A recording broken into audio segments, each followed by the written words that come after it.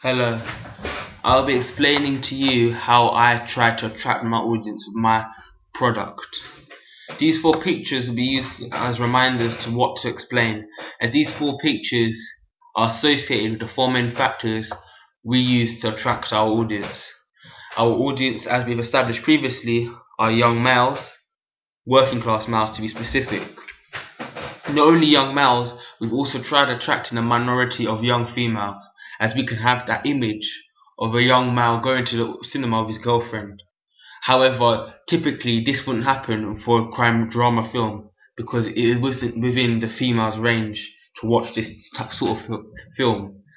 However, we have tried attracting them, and I'll be explaining this further into this session. So the four pictures illustrate four different factors. This picture here illustrates how we use sound to attract the audience. Rick Ross here illustrates how we use aspiration, uses and gratifications, to attract the audience. This picture here of Sarah Connor, who is the female protagonist of The Terminator, shows how we tried attracting our audience here.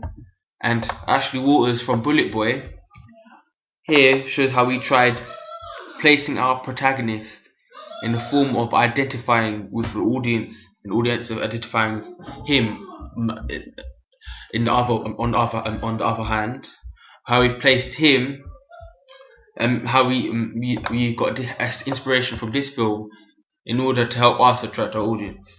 So firstly, from looking at the use of sound, when we initially made our title sequence, we didn't use sound, but from audience feedback we found that not using sound meant that it became very boring. So what we did was we used sound, and the way we used sound was to accompany and convey the intensity which occurred within the title sequence and complement the mind state our protagonist is in. The sound is also used to develop the suspense up until the main part where all the enigmas are to be answered or to be further developed. This can be seen through when the sound starts getting louder at the end, as he's on the phone. As who is he on the phone to? That's an enigma. And as the sound gets louder, the sound is used to engage the audience into thinking that they are going to be answered to these enigmas, which really is what a title sequence is meant to do. Title sequence is meant to engage and pull the audience into the film. And that's how we use sound in order to attract our audience, but as not a specific audience, but more of a general audience. Since the general full convention of the code of the form of a title sequence is to grab the audience, and that's what we believe our sound does. Even though it may be repetitive, we're being repetitive in order to make it memorable and engaging to our audience.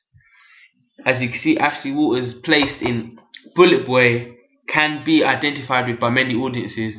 Him being a young working class male, and many working class males within London who have probably spent a lot of time in prison are able to identify with his struggles into coming out of prison, and this is established with him coming out of prison in the title sequence.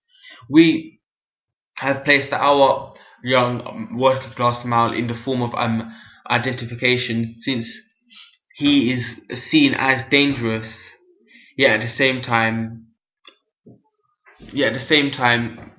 in need of caring, as he is presented as vulnerable. Through the use of camera shot in combination with mise-en-scène, we can see how he is shown to be dangerous. The medium shot of him holding the gun, looking at it, shows he has that danger, a criminal factor.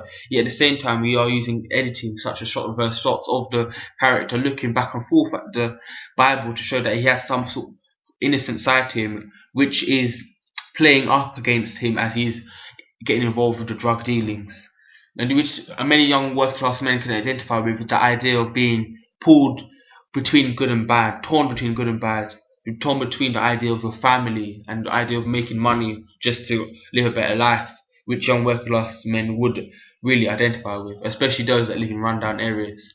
We have placed our character in this position so that we can attract our audience, as this form of use and gratification is commonly used within most audiences. Now with Rick Ross, who by many young males would be aspire to be like Rick Ross I wouldn't aspire to be like him. I don't think many people, and many elder people would, many normal people would, but this our target audience do.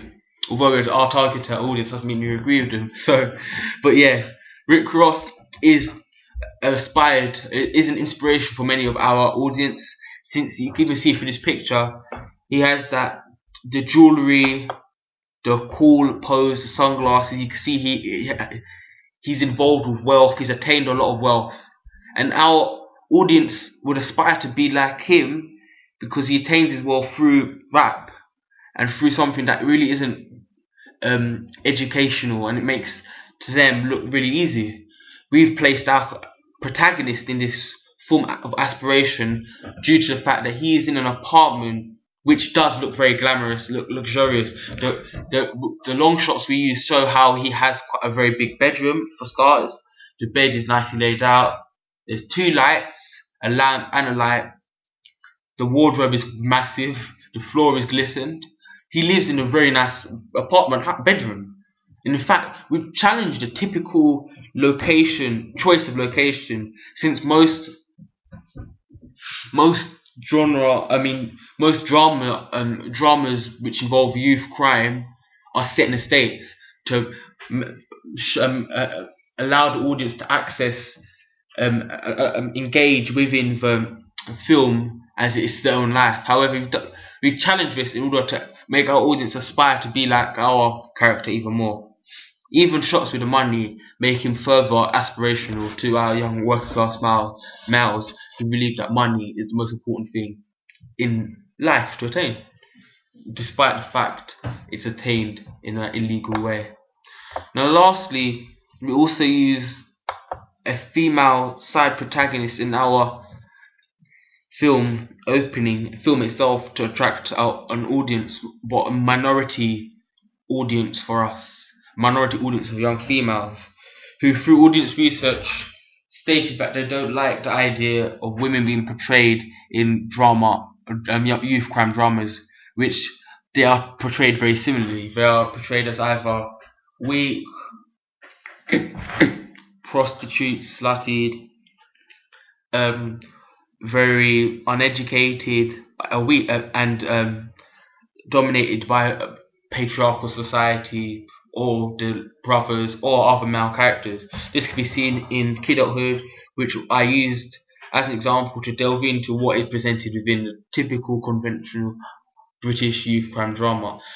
However, we used Terminator as inspiration since they were able to pack in a lot of money through their film because they had that female audience targeted through the way they presented Sarah Connor, their female protagonist, who even in this picture looks very powerful and empowered through the use of camera shot and positioning of herself. We haven't blatantly presented a strong female character, yet we've introduced a female character who appears to be empowered or powerful to our male protagonist. This can be seen where we use a reverse shot of our character, main protagonist Dwayne Johnson, looking down at the phone, and as you see him looking down at the phone, you see a close-up shot of the female's face and a shot of his reaction. The reaction shot shows how she is in his mind and how he most likely is in love with her, and how most likely she is, through speculation, audience will guess whether she is trying to force him to come out or she is the one who he really loves a lot. This immediately shows that she is a powerful person within his life and challenges the stereotypical image of women, of the way in which women are presented within a crime drama title sequence. On the whole, it's clear we've been able to successfully attract our conventional audience, but simultaneously attract an unconventional audience of females to our media product without breaking the balance between unique selling point and familiarity. Thank you very much.